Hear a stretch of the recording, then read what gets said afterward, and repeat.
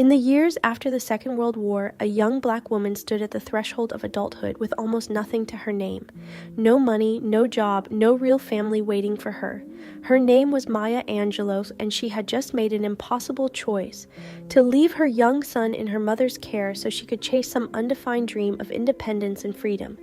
What she would discover in the months that followed was not the life she had imagined, but something far more brutal, far more testing, and ultimately far more honest about who she was.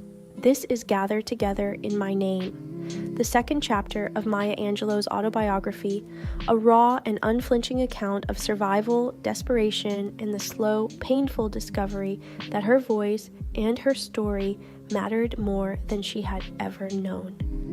The book opens with Angelou fresh out of high school, restless and searching. She has already given birth to her son, and now, at 16 or 17 years old, she finds herself adrift in San Francisco.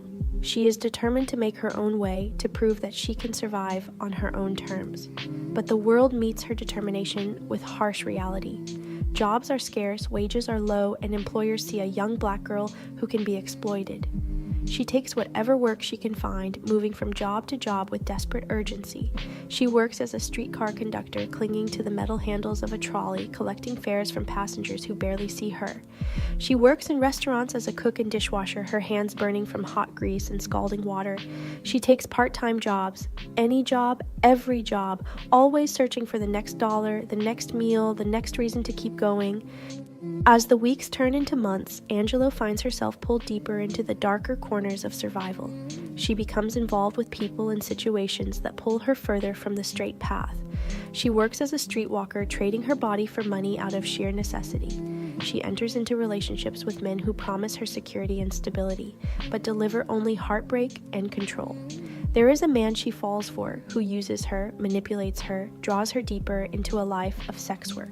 She experiences the vulnerability of being young, beautiful, and desperately poor in a city that sees her primarily as an opportunity for exploitation. Throughout these experiences, Angelou encounters abuse, degradation, and the creeping despair that comes when you realize the world does not value you as a human being. She sleeps in cars. She shares tight, suffocating rooms with other struggling women. She goes hungry. She feels the weight of shame pressing down on her from all sides.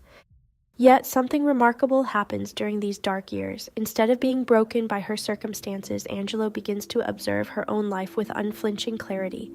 She watches the people around her, the other women in the same boats, the men who prey on them, the Johns who come and go, the landlords, the pimps, the hustlers, all of them struggling or dominating in this harsh ecosystem of survival.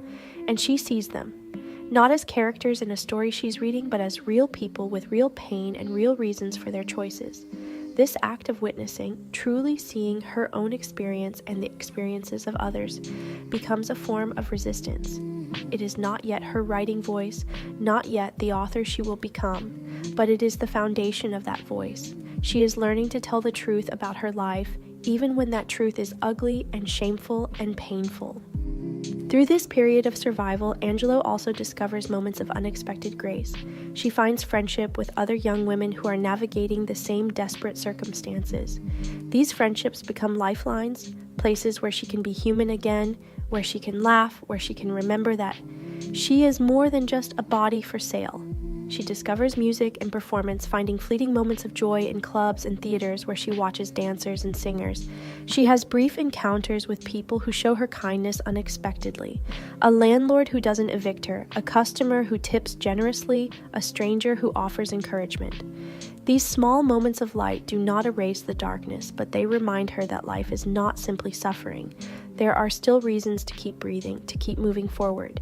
She begins to understand that survival itself is a form of strength, that simply showing up each day and refusing to disappear is a kind of power. As the narrative progresses, Angelou's consciousness begins to shift. She starts to recognize patterns in her own behavior and choices. She sees how fear has driven her to stay in harmful situations, how low self-worth has made her willing to accept cruelty disguised as love. She begins to question the men and systems that have used her, not with anger alone, but with a growing clarity about her own complicity in her own diminishment. This is when the memoir becomes most powerful, because Angelou does not cast herself as a victim or a hero. She is honest about her own failures, her own moments of weakness, her own compromises. She acknowledges the times she lied, stole, manipulated others out of desperation. She does not ask for forgiveness so much as she asks us to understand the context in which these choices were made, the context of poverty, racism, sexism, and the absence of meaningful opportunity for young Black women in post-war America. Toward the end of the memoir, Angelou finds her footing slightly. She moves toward more stable work, though stability remains fragile. She reconnects with her son, who has been raised by her mother, and feels the profound weight of that separation. The guilt, the longing, the fear that she has permanently damaged him by choosing freedom over maternal presence. She grapples with whether her survival has been worth the cost to her child, and there is no easy answer. She also begins to form more intentional connections with people who can support her growth. These relationships are not based on survival or manipulation, but on genuine human connection. She starts to believe tentatively that she might have something to offer the world beyond her body or her labor. She begins to sense that her story, her real, ugly, complicated story, could matter to someone else who is also struggling to survive. The memoir does not end with triumph or redemption. It ends with Angelou still struggling, still figuring out who she is and who she wants to become. But there is a shift in her internal landscape. She has survived the unsurvivable. She has witnessed her own life with brutal honesty. She has kept breathing even when breathing felt pointless. And in that survival, in that witnessing, she has begun to discover the roots of her voice. This book is her gift to those of us who come after her. A testament to the power of truth-telling, to the courage it takes to look directly at your own pain without flinching away, and to the quiet strength that comes from refusing to be erased. Thanks for watching this summary of Maya Angelou's Gather Together in My Name. If this story of resilience and truth-telling moved you, subscribe to this channel for more book summaries and powerful stories like this one. There are so many voices and journeys waiting for you to discover them.